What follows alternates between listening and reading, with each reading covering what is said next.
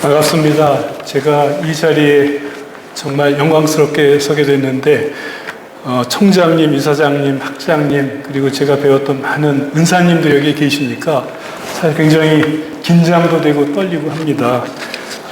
오늘 제가 여러분들과 같이 나누고 싶은 생각은 역동적인 품격사회 그리고 AI 시대를 선도하는 지성의 역할이라고 하는 주제로 말씀을 드리려고 합니다. 시인 폴 말레리가 벌써 한 80년 전에 그렇게 얘기를 했습니다. 우리 시대의 문제는 미래가 더 이상 익숙한 방식으로 오지 않는 데 있다라고 이렇게 얘기를 했습니다. 지금 우리가 겪고 있는 AI 시대가 그런 형국이라고 생각을 합니다. 여기 보시는 삼각형은 소위 미래 삼각형이라고 하는 모습인데요. 우리가 지금까지 거쳐온 길을 지금까지 하던 대로 하면 어디로 갈까? 국회 미래연구원에서 연구한 걸 보니까 파국이다, 나라가 망한다, 국민들이 대부분 지금처럼 가면 안 된다라고 얘기들을 하더라고요. 그럼 어떻게 해야 되느냐? 조금 더 바람직한 미래로 각도를 틀어서 옮기는 혁신을 해야 됩니다. 그런데 지금 우리는 지난 한 1년 동안 다양한 분야, 정치학자, 경제학자 여러분들하고 공동 연구를 한 결과 지금 우리가 도달한 상황은 여기 보이는 것은 승자독식 균열 사회로 왔다. 그런데 이게 이제 유지가 되면 정치적으로나 경제적으로나 사회적으로나 심각하게 양극화된 갈등 사회로 갈 것이다라고 하는 걱정들을 다 하고 있었습니다. 거기에다가 엄청난 파고가 밀려오고 있죠. 기후변화라든지 저출산 도전이 있고요. AI도 엄청난 지금 충격으로 다가오고 있습니다. 그래서 우리가 여기에서 바람직한 미래를 찾는다고 하면 아마 이것이 역동적인 품격사회가 아닐까 하는 생각을 하고 이걸 어떻게 열어갈지에 대한 생각을 나누고자 합니다. 총장님도 말씀하셨지만 우리 지난 50년을 돌아보면 크게 한 3단계 정도로 나눌 수 있는 것 같습니다. 사회과학대학이 출범하던 시기를 우리는 닫힌 압축성장사회라고 이렇게 볼 수 있을 것 같고요. 거기에서는 고지쟁탈전과 같은 일사불란함으로 모였고 사회과학대학도 어떻게 보면 그 중에 상당한 중요한 역할을 했습니다. 그리고 80년대 이후에는 열린 개방사회로 진전이 되면서 굉장히 다양한 형태의 민주화라든지 경제적인 개방 같은 것들이 이루어졌고요. 그 다음에 외환위기를 거치면서 승자독식형의 균열사회로 굳어지게 됐다. 이렇게 얘기를 할 수가 있을 것 같습니다. 그래서 여러 가지 형태의 역설에 시달립니다. 풍요의 역설이죠. 1인당 소득은 일본을 능가하는데 자살률 최고 수준이고요. 출생률은 최저 수준으로 이렇게 떨어져 있습니다. 우리 사회과학대학의 역사도 아주 긴밀하게 지난 50년과 연관이 되어 있습니다. 아마 내일 이루어지는 지성사 50년사에서 굉장히 아주 생생한 이런 증언들을 전국별로 해주실 거라고 생각을 하는데요. 압축성장 시대에는 발전국가의 지적인 병창기지 역할을 했고요. 그 다음에 개방과 민주화 시기에는 또 대안적인 이 사회의 민주화를 위해서 사회과학대학과 동문들이 아주 중요한 역할들을 해왔습니다.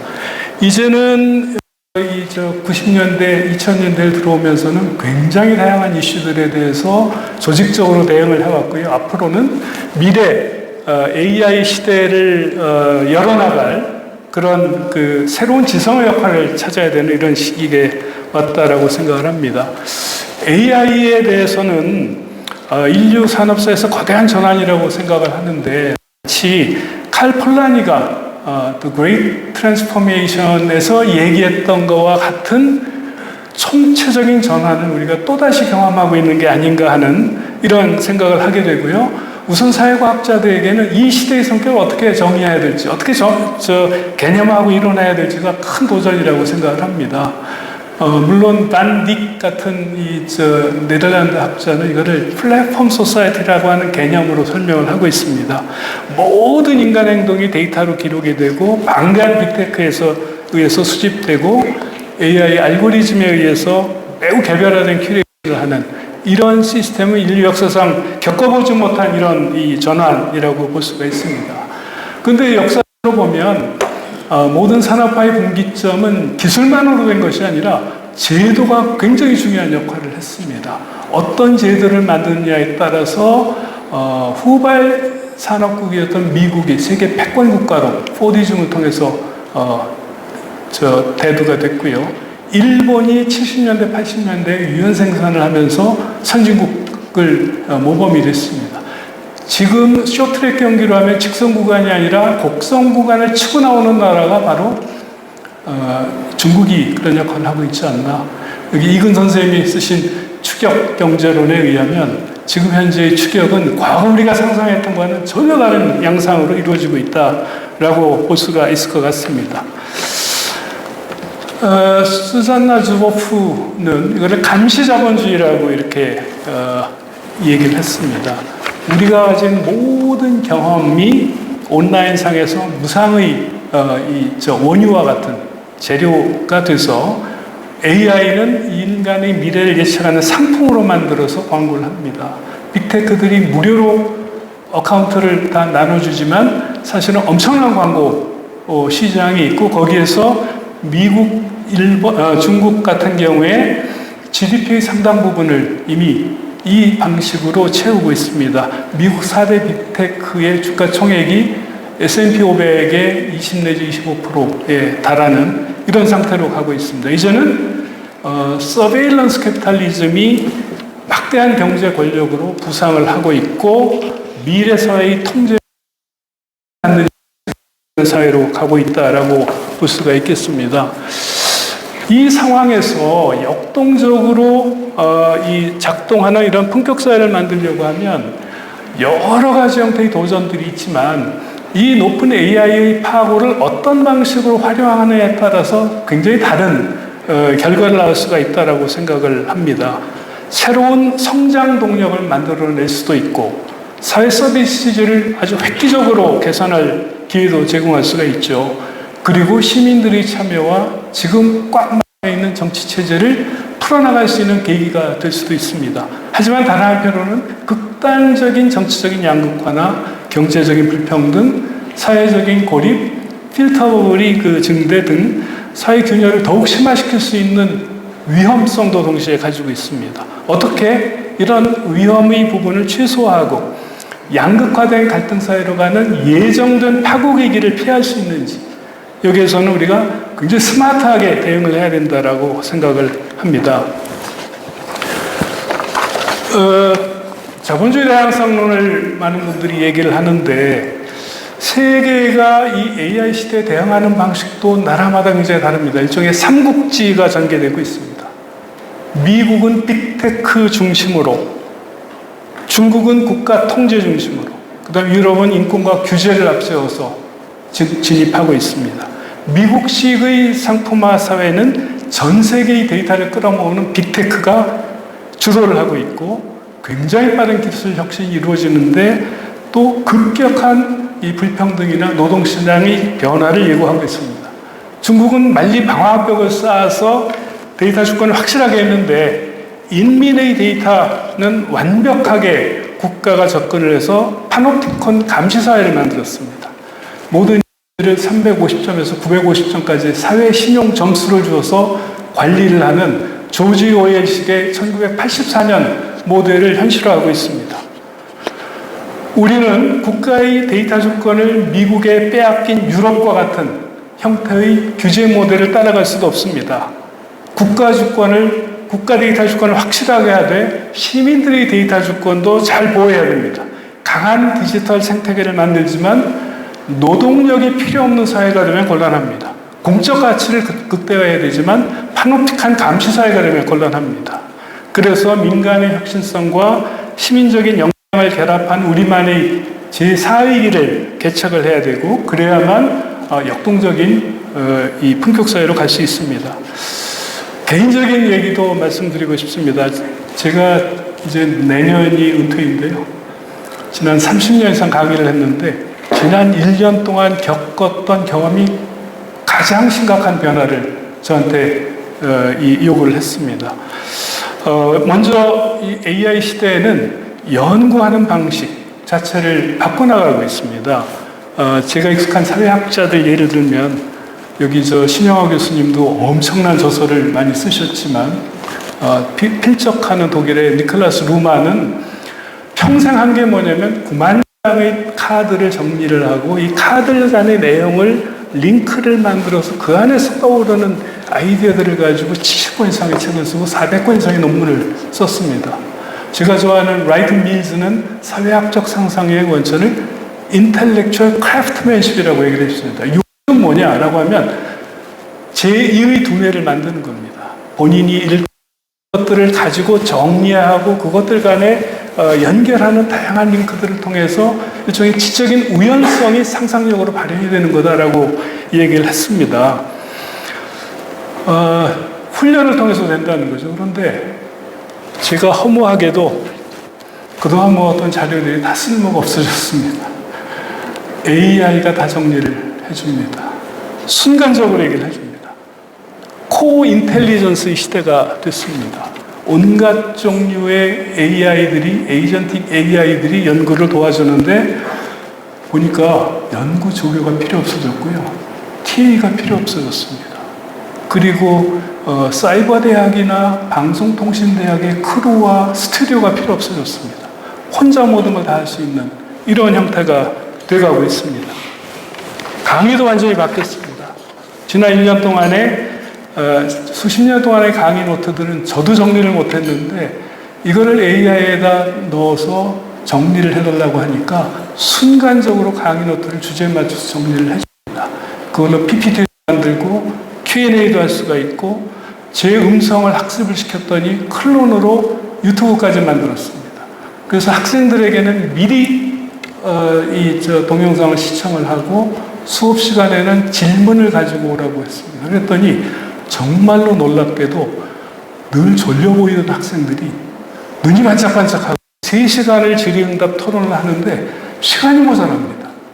이 놀라운 변화를 저는 이제 은퇴를 하면서 경험을 하고 있는데 젊은 교수님들 앞에는 진짜 새로운 도전이 기다리고 있다라고 하는 생각을 하게 됩니다. 그렇지만 AI가 동시에 우리의 능력을 퇴화시키지 않을까 조심도 해야 됩니다. 우리는 이미 정보화 전환을 거친 결과 내비게이션을 쓰면서 공간 지각력이 쇠퇴했습니다. 워드 프로세서를 쓰면서 한자 쓰는 능력이 쇠퇴했습니다. 각종 API가 기억력을 쇠퇴시키고 있습니다. 침습적인 기술이라고 얘기를 합니다. AI는 알게 모르게 우리 안에 침습적으로 침투해 들어오기 때문에 그 안에서 우리는 알게 모르게 어디까지가 AI가 추천한 것인지 어디까지가 내 사고인지를 구별하지 못하는 상태에서 포획이 될 위험이 존재를 합니다. 전통적인 철학적인 인식론이 중요한 도전에 맞부닥치고 있습니다. 1차례에도 양날의 검이라고 볼 수가 있습니다. 기술이 인간 과학을 대체하는 대체 효과. 물론 이 대체 효과는 직업 자체를 없애는 것이 아니라 직업을 구성하는 다양한 직무들 중에 상당 부분을 대체를 하는데 학자들의 연구에 따르면 직업 자체를 대체하는 것이 아니라 비교적 단순한 직무로만 구성된 직업은 해체될 가능성이 많다. 반면에 다양한 직무를 하고 있는 직업에서는 오히려 증강 효과를 더 맛보게 될 것이다 라고 얘기를 합니다. 그래서 대체 효과나 그 다음에 보건 효과, 생산성 효과 등을 놓으면 만만치 않은 변화가 예상이 되는데 한국은 특별히 예측을 해보면 대체 효과가 매우 적다고 나옵니다. 왜 그런가 보면 지금 일자리를 가지고 있는 이 기성세대들이 권력 때문에 그러면 젊은이들의 일자리가 생기지 않을 가능성이 굉장히 높다라고 하는 이런 경고를 받게 됩니다. 경직된 형태의 노동시장의 제도라는 한국적인 특성이 기업의 고용조정이나 AI에 대한 적응 과정에서 굉장히 상이한 효과를 가져오게 될 거고 그 피해가 청년층에 집중될 수 있다라고 하는 우려를 갖고 있습니다. AI는 현재 약 인공지능을 넘어서 인간과 같은 범용 인공지능, 그 다음에 인간을 초월하는 초인공지능으로 발전할 거라고 생각을 합니다.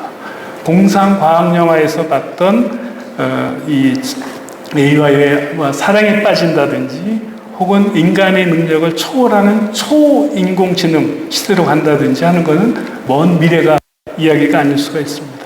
관건은 우리가 이 두뇌를 활용하는 활용자가 될 거냐 혹은 노예가 될 거냐 하는 것에 이 미래 비전이 달려 있습니다.